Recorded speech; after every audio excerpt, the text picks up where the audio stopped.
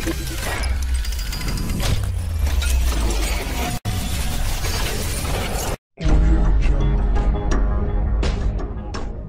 sanga n'a ka farancɛla fanga ɲɛtaa baaraw ye, Mouvement Mali Espoir bɛ wulikajɔ la nin wagati in na walasa ka jamanadenw dusukun lamin ka na farancɛla fanga dɛmɛni ma.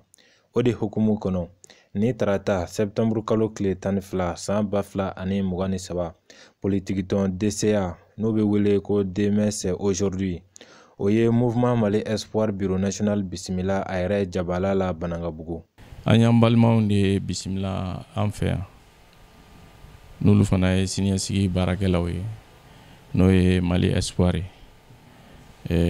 An nana hakili falen-falenw kɛ, hakili falen-falen bɛ taa jamana kunkanko la, parce que anw ka miirina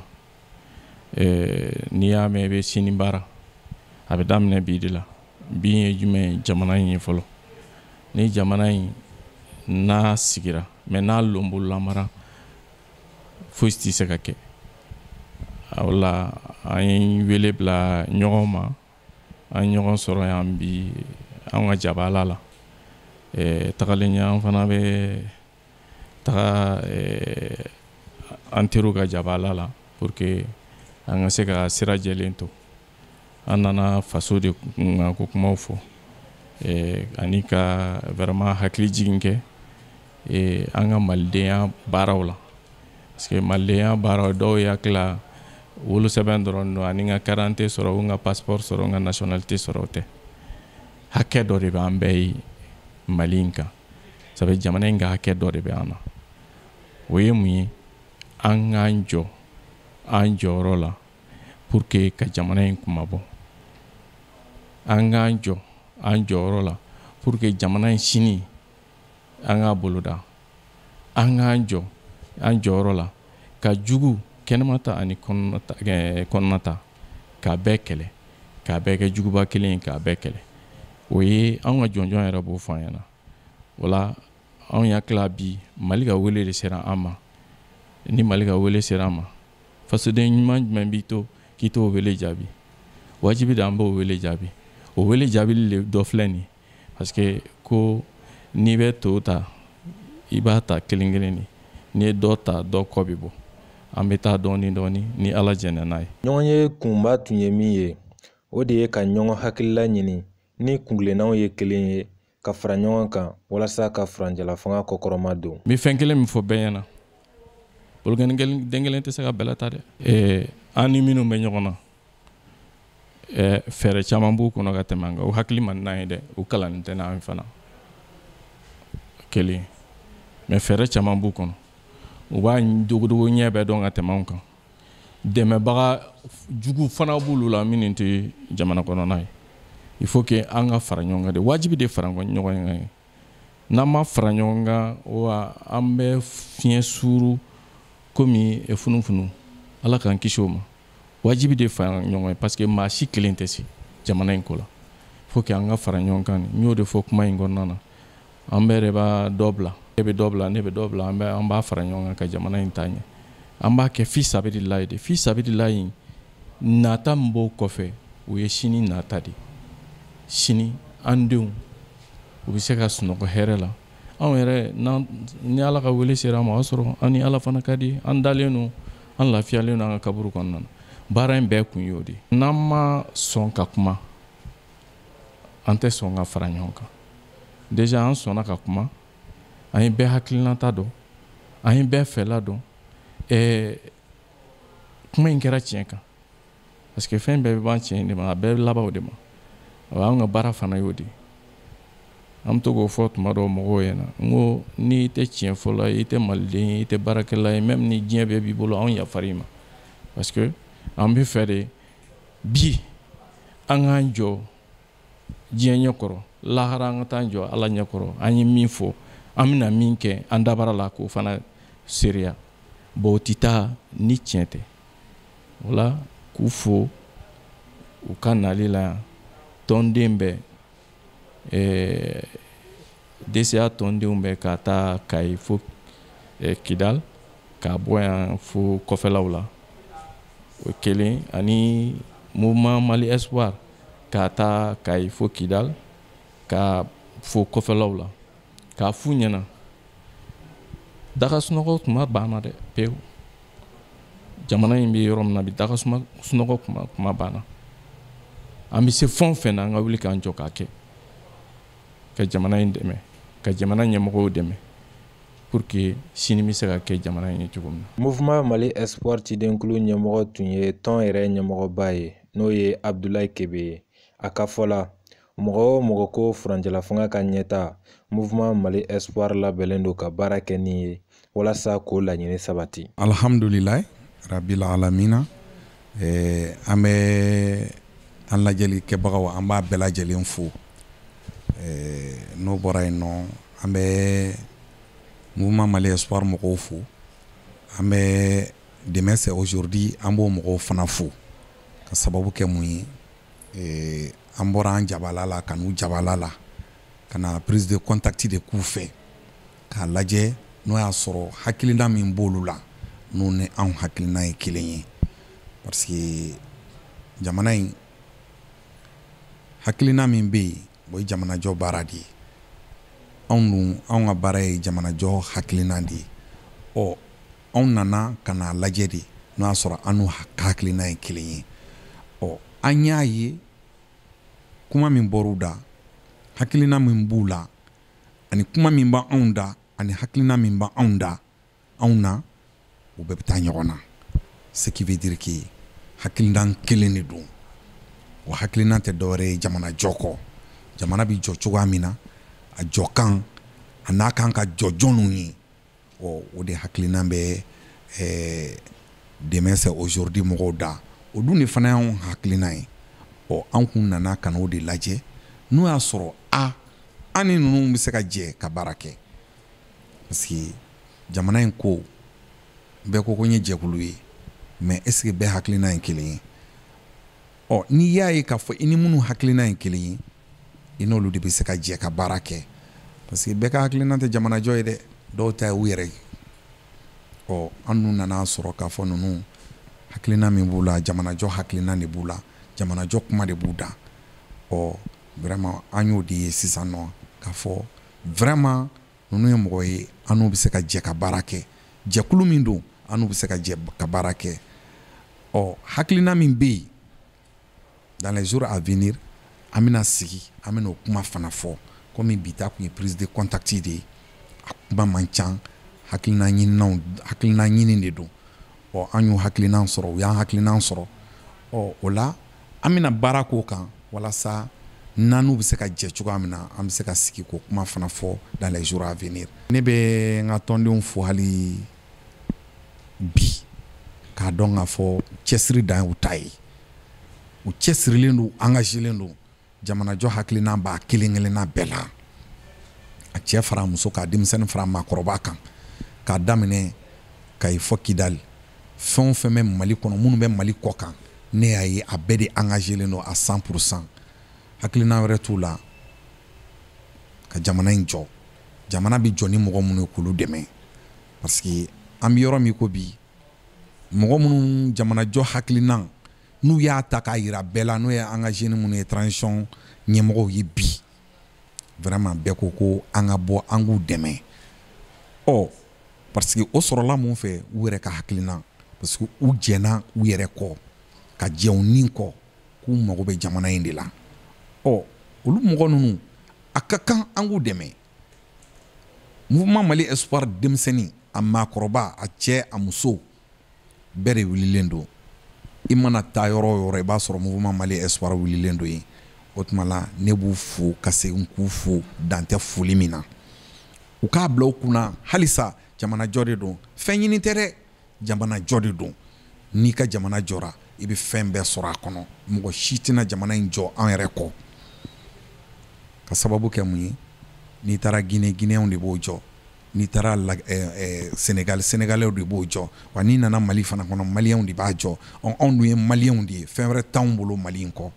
o tuma la an b'o baara de la an nalen b'o hakilina ɲini de la an tɛ ɲinɛ an tɛ sɛgɛn su an bɛ wuli tile an bɛ wuli pour que au moins an k'a lajɛ mɔgɔ minnu n'a hakilina kelen n'an bɛ se ka jɛ ka fara ɲɔgɔn kan pour que ka jamana in jɔ o tuma la o foli bɛ ne ka tɔnden bɛɛ lajɛlen n ka foli bɛ an nana minnu fana jabala la n ka foli b'u ye ka sababu kɛ hakilina mun b'u la n'o ye jamana jɔ hakilina ye k'u fo ka segin k'u fo dantɛ foli min na. Kumaɲɔgɔnyaw kɔnɔ Mouvement Mali Espoir ni Demain c'est aujourd'hui jigiba kan k'u fanga kɛ kelen ye walasa ka furancɛla fanga dɛmɛ. An bɛ yan bi an bɛ Mouvement Mali Espoir an nana ka na Demain c'est aujourd'hui an nana ka na u fo a diyara an ye a bonyana an ma i kɛra association ye cogo o cogo i kɛra mouvement ye ou bien i kɛra parti politique ye fini mɔgɔ dɔ de ka jɛ i k'a dɔn i ni mɔgɔ sugu min bɛna jɛ o tigi hakilina ye mun de ye a tagabolo sira ye mun de ye a bɛ fɛ ka mun de kɛ a ka laɲini ye mun de ye f'i k'a dɔn ni mɔgɔ bɛna jɛ bi bi in na Mouvement Mali Espoir laɲinina kelen o de bɛ anw fɛ o laɲini ye mun ye ka transition in dɛmɛ surtout les 5 colonels k'u dɛmɛ ka Assimi Goïta k'a dɛmɛ a bɛ se ka transition in ban hɛrɛ ni baden na cogo min na an ka taa élection ɲɛnama na k'o kɛ jamana in kɔnɔ cogo min na ka président ɲuman k'o ta k'a sigi an kunna président tɛna kɛ sababu ye ka jamana in dafiri tuguni parce que n'i ye a jateminɛ Mali ye depuis ka démocratie na jamana in kɔnɔ ka na bila bi la jamana in ma hɛrɛ sɔrɔ parce que n'i bɛ fɛ jamana ka hɛrɛ sɔrɔ fɔlɔ a fɔlɔ ye min ye o ye école ko ye filanan o ye santé ye sabanan ani dun ka fa a ka sabati o kɔnɔna la an ka foli san'an ka taa yɔrɔ jan fɔlɔ an bɛ Mali commerçants fo parce que embargo nana kɛ an kan yan bɛɛ tun hakili la k'a fɔ ko peuple malien tun bɛ wuli ka grève kɛ ka fɛn ninnu kɛ mɔgɔ hakili la ko produit de première denrée de première nécessité u sɔngɔw bɛ gɛlɛya ka taa degré mun na a ma t'o la port tɛ an fɛ yan nɔ port bɛ jamana wɛrɛw la mais embargo kɛra an kan cogo o cogo an ka prix kun ka fisa ni a jamana ninnu prix ye vous êtes douanier inspecteur en douane i bɛ dɔ kalama o la a ma se ne ka o expliquer ye an bɛ Mali commerçants fo an bɛ sɔrɔsiw fo u bɛ cɛsiri min na an ka jamana kɔnɔ bi parce que n'i y'a ye an m'an da ka sunɔgɔ an sigilen bɛ nin erreur min na yan bi ala ni olu sababu ni armée malienne tɛ bi an tɛ nin kɛnɛ kan ni armée malienne tɛ bi an caman bɛ yan nɔ an tɛ ɲɔgɔn ye sisan b'a sɔrɔ an ka jamana in yɛlɛmana ka kɛ jamana wɛrɛ ye kɛlɛ tɛ ban jamana minnu na mais u y'a yira k'u bɛ faso fɛ u y'a yira ko jamana in ka d'u ye u y'a yira ko Mali ka d'u ye o tɔ ye mun ye anw maliyɛn société civile mɔgɔw anw de kan ka an wuli ka an jɔ population civile anw de kan ka wuli ka an jɔ ka an cɛsiri an bɛ se ka sɔrɔdasi ninnu jɔyɔrɔma tintin cogo di an b'o tintin u bɛ tintin ni mun ye il faut que an ka bɔ dibi la n'a fɔra an ka bɔ dibi la o ye mun ye parce que n'i y'a ye sɔrɔdasi ninnu ja bɛ farinya il faut que u k'a dɔn k'a fɔ population min b'u kɔrɔ population ja ka farin devant la communauté internationale parce que tubabu tɛ siran foyi ɲɛ communauté internationale tɛ siran foyi ɲɛ a bɛ siran peuple de ɲɛ n'i y'a ye Nations Unies bɛ wuli bi ou bien CEDEAO bɛ wuli bi k'u bɛ sanction bizarre ta ko jamana nɔfɛ parce que maliyɛn minnu banna u yɛrɛ la minnu banna ko faso la olu de bɛ ka Mali burujafe ka Mali dɔgɔya ka t'u sigi jamana wɛrɛ la k'a kɛ